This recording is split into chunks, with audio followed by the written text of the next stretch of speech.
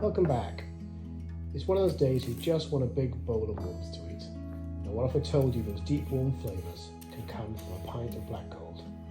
It's a combination of tender beef, hearty vegetables and deep malty flavours that come from Guinness. So forget the basic beef stew. Today we're raising the bar and a glass to this classic, rich and ridiculously flavourful Guinness beef stew. So grab yourself an apron and let's cook.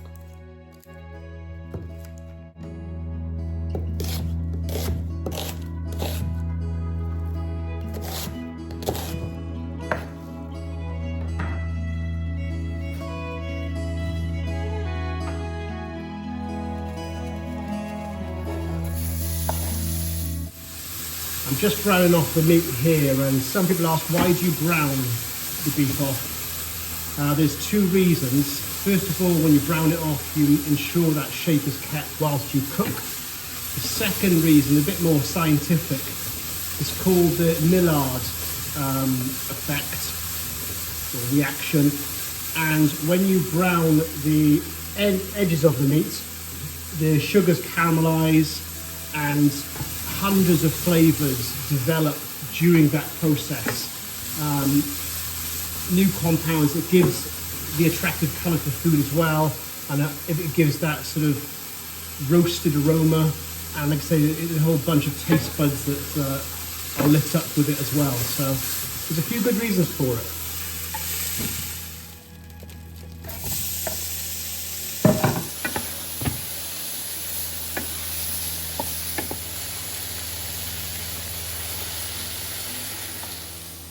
Good time to say that I'm just starting out on this journey. If you are interested in the content that I'm doing here, exploring stews, slow cookers, air fryers, in the summer it's going to be a bit of barbecue as well. If you're interested in come on this journey with me, I'd love it to subscribe.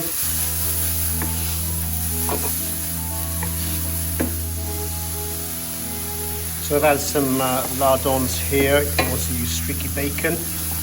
Today I've opted for the smoky lardons, just add a bit more depth, flavour. Wonder if it'll work with the maltiness of the Guinness. We shall see.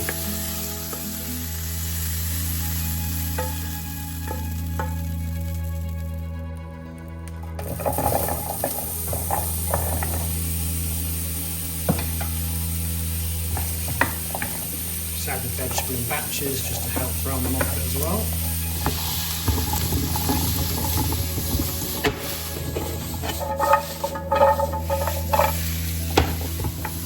Now they're browned off a bit, I'm going to add the slow cooker, which is on a low heat, and that way I'll keep them nice and warm.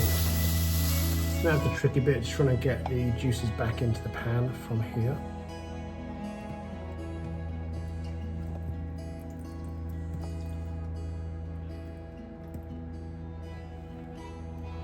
There we go, that'll do. Just pull these back out.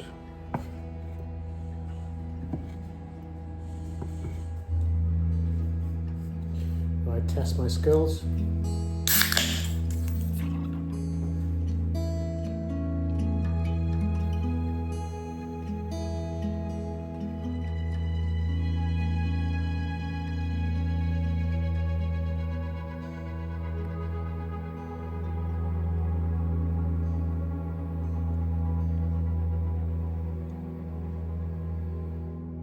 So before I add the Guinness into the stock here and the juices, I'm just going to place the beef and the lardons into the slow cooker.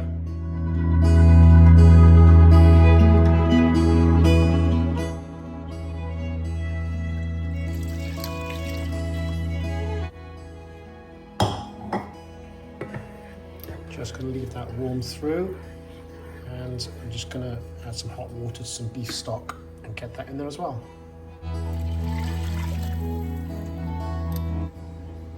And this is the point where you add the flour in. You've got 2 tablespoons here. And there's different methods to adding this into it. You can just pop it in, try and whisk it.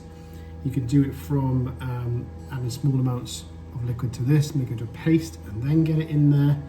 Or my method, the quick one, is get it in there, whisk it around, and then I get my hand blender and just get that in there.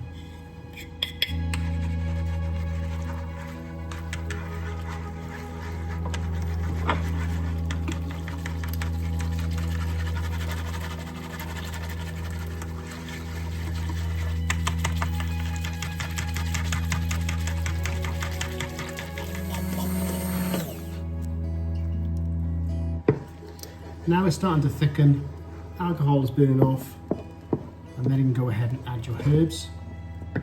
I'm adding bay leaves. Now I've got these fresh. When they're fresh, you tend to add a few more. You could buy them dried. When they're in the dried form, they do have more flavour with them, so you can add a few less, but I've got them grown in my garden, so I know they're pesticide free, etc. So in they go. And then we have some thyme. I've added 2 or 3 sprigs of thyme.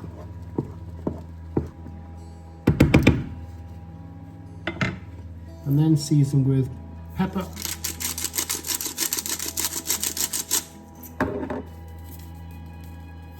And a nice amount of salt. Last of all, a pinch of sugar. Stir through. So now get the slow cooker onto high heat, and I'm going to put it on for 6 hours. You can put it on a low heat for 8 hours if you want to, and then I'm going to add the stock. So I've just been into the fridge and I found some celery and I've got some parsnips. So I'm going to do a few little upgrades to the stew.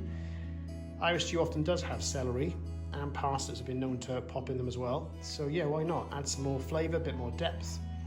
And also I'm going to add some of this parsnip to the mashed potatoes.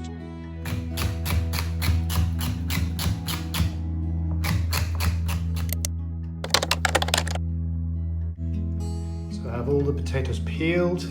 Over here we have Maris Pipers in the UK. Be interested to know what you guys use in the States. So these are our go-to. Happy with these. With this particular dish, I'm going to go a little bit different. I'm going to have potato and parsnip mash. So let's see how this goes. I've never tasted it before, but I'm always open to new ideas.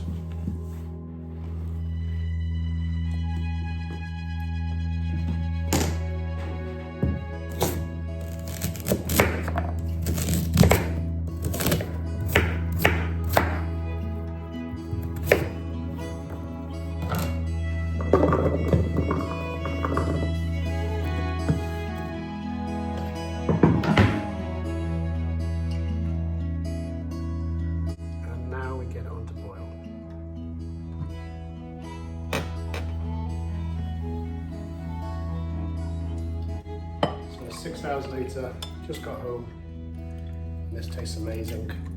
Got malty flavours in there, all the veg is broken down, the flavours that come out of it. I say broken down, the veg is still very much intact, but all those flavours are broken down and worked their way through it all. Absolutely delicious. So I was going to enjoy this, and I'll catch you guys in the next video.